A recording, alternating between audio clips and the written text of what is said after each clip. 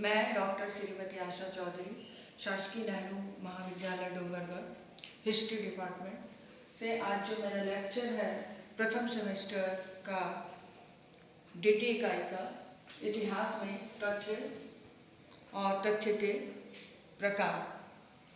जैसे कि हम सभी जानते हैं कि तथ्य इतिहास की आत्मा एवं रीढ़ होते हैं और तथ्य जो है संपूर्ण समिष्ट तथ्य ऐतिहासिक तथ्य होता है।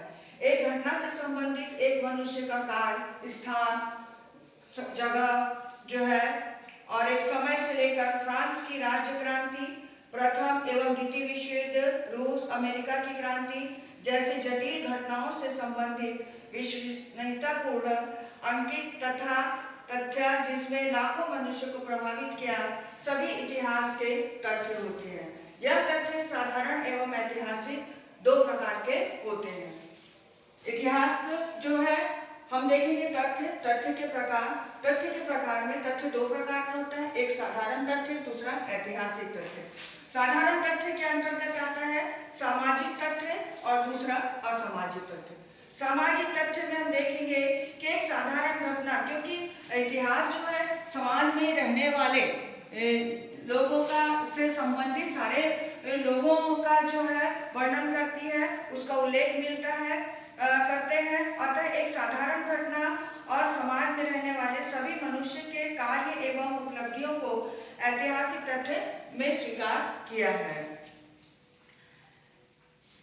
हम देखेंगे कि तथ्य का उद्गम स्रोत क्या है। तथ्य में कुछ ऐसे तथ्य होते हैं जिसका उद्गम स्रोत अनेक होते हैं। जैसे तथ्य का उद्गम स्रोत कहाँ से निकला तथ्य और उसकी क्या मतलब उसका वैल्यू है, ये इतिहासकार के ऊपर निर्भर करता है। अब जैसे कि हम देखेंगे कि सरायेवो में राजकुमार फर्डिनेंड के हत्या का कारण प्रथम विश्व युद्ध हुआ। ये एक जो है प्रथम विश्व युद्ध का मुख्य कारण बना, लेकिन परंतु प्रथम विश्व युद्ध की घटना के कारण का विवरण प्रस्तुत करने के लिए इतिहासकार को इससे संबंधित अनेक ऐतिहासिक तथ्यों को प्रस्तुत करना पड़ेगा।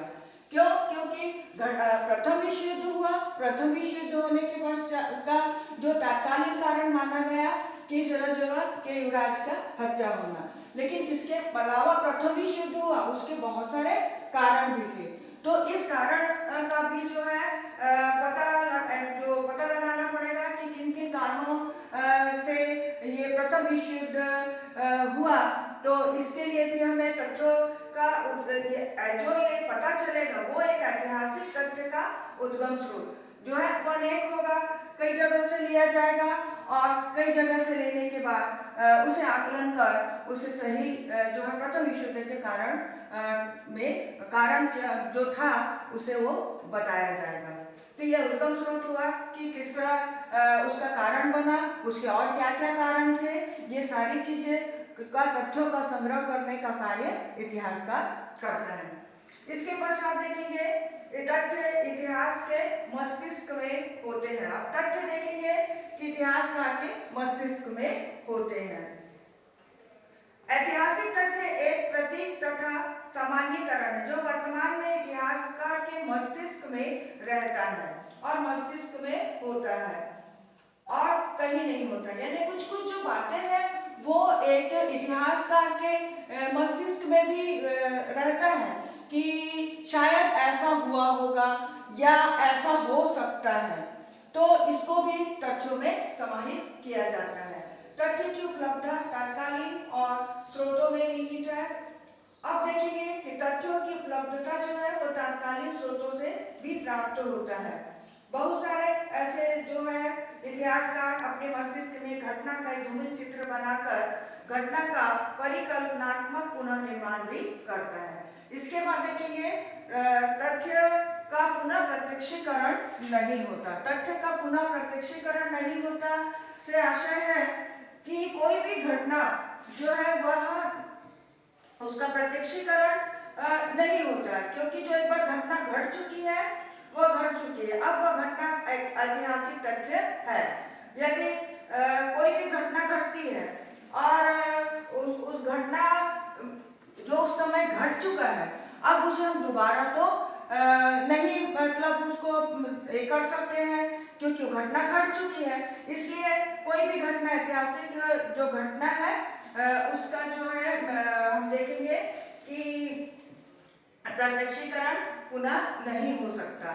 साधारण घटना का ऐतिहासिक तथ्य बनाना। अब हम देखेंगे कि मनुष्य समाज में रहता है, समाज के अनेक उससे जुड़ा हुआ होता है, बहुत सारी घटनाएं होती है और बहुत सारी घटनाएं होती है, लेकिन हर घटना तो इतिहास में समाहित नहीं होता, लेकिन फिर भी कुछ साधारण घटनाएं होती है जो वस्तु, समय और महत्ता के हिसाब से वो एक तथ्य बन जाता है। जैसे कोई भी एक साधारण सा घटना है और एक कोई प्रतिष्ठित जो है लोगों द्वारा उस घटना का उल्लेख कर दिया जाता है, कोई बुद्धिजीवी वर्ग द्वारा उसका आकलन कर उसका महत्व अगर बता दिया जाता है, तो वह घटना भी जो है विशेष बन जाती है और वह साधारण घटना का उल्लेख कर देने से वह भी एक ऐतिहासिक तथ्य बन जाता है।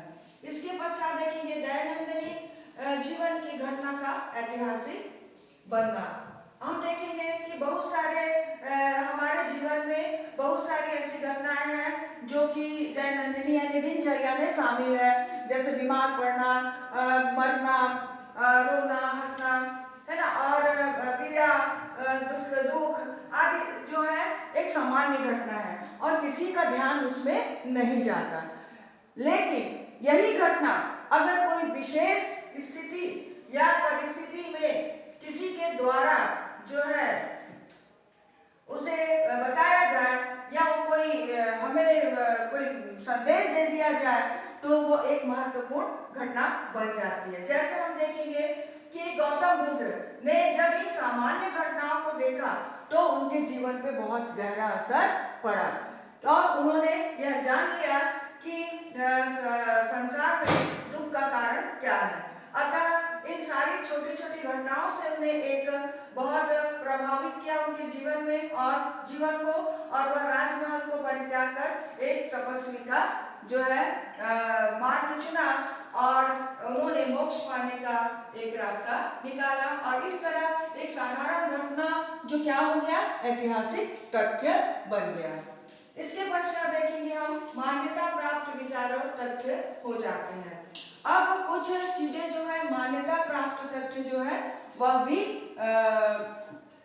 आ जाते हैं तथ्यों की भी, इसलिए क्योंकि कई लोगों के कहने पर, कई इतिहासकार की अवधारणा है कि ऐसा सन 1917 में रूस की राज्य क्रांति ने रूसी जन साधारण की धार्मिक भावना को समाप्त कर दिया।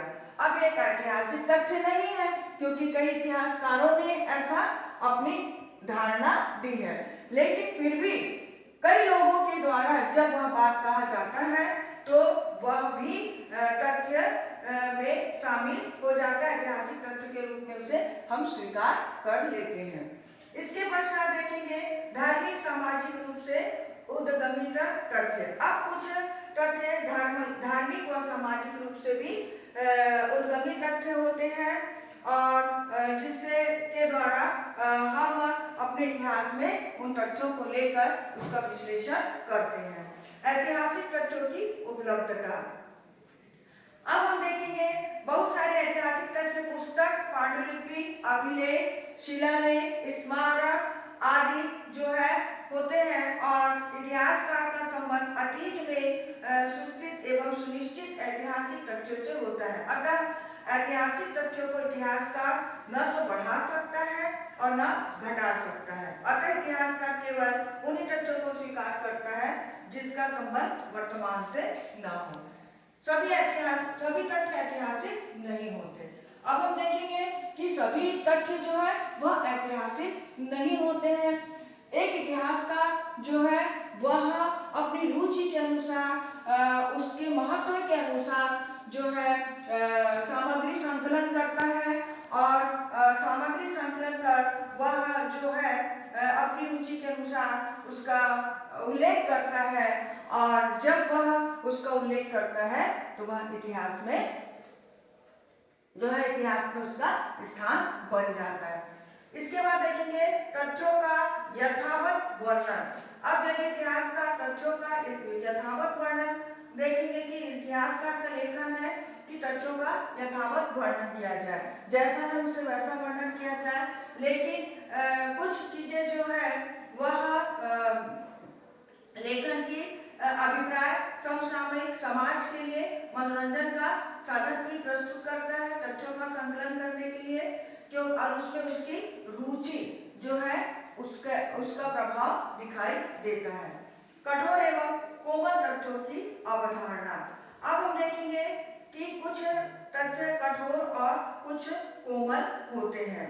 कठोर तथ्य ऐसे हैं जिनका चयन इतिहास कार की इच्छा के लिए स्थान नहीं है, क्योंकि हम देखेंगे कि कुछ घटनाएं जो घट चुकी है उसमें कोई भी परिवर्तन नहीं किया जा सकता, जैसा है उसे वैसा ही बताना होगा, तो ये किसमें आएगा? कठोर तथ्य में।